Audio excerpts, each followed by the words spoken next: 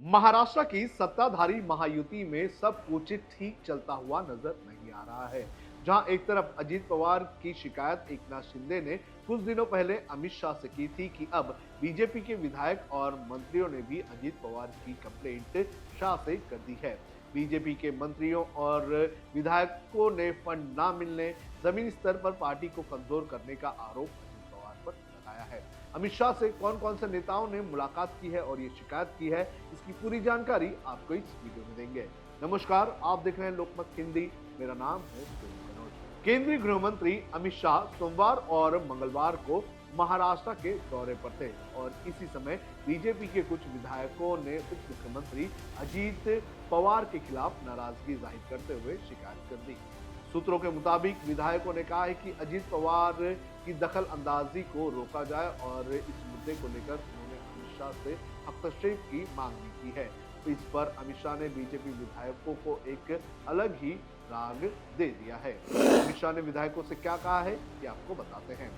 सूत्रों के अनुसार जब बीजेपी विधायक अजीत पवार की शिकायत लेकर अमित शाह के पास पहुंचे तो अमित शाह ने उल्टे उन्हें ही कह दिया कि अजीत पवार को ही मेरे पास दरअसल शिकायत लेकर आना चाहिए। उन्होंने विधायकों को सलाह दी है कि अजीत पवार की शिकायत करने की बजाय सभी मंत्रियों के पीछे लगे और काम को आक्रामक ढंग से आगे बढ़ाएं। अमित शाह ने कहा है कि हमारी विधायकों की संख्या अधिक है, ऐसे में पीछे हटने की जरूरत नहीं है। प्रशासन और सरकार के स्तर पर आक्रामक तरीके से कामों का पीछा करना चाहिए। विधायकों ने क्या क्या शिकायत में कहा ये भी आपको बता देते हैं। दरअसल बीजेपी नेताओं का आरोप है कि 2024 विधानसभा चुनाव के दौरान अजीत पवार ने जानबूझकर बीजेपी के उम्मीदवारों के सामने विरोधी उम्मीदवारों को मजबूत करने का प्रयास किया। बीजेपी नेताओं का आरोप है कि आगामी स्थानीय निकाय चुनाव को ध्यान में रखते हुए अजीत पवार बीजेपी की ताकत को कमजोर करने की कोशिश कर रहे हैं और विरोधियों को बल दे रहे हैं। इसी को लेकर बीजेपी के विधायकों और मंत्रियों ने अमित शाह के सामने शिकायतों की झड़ी लगा दी।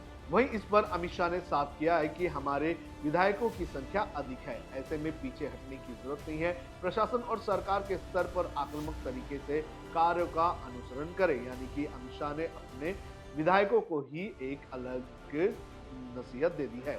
अकेले चुनाव लड़ने का बीजेपी का है प्लान।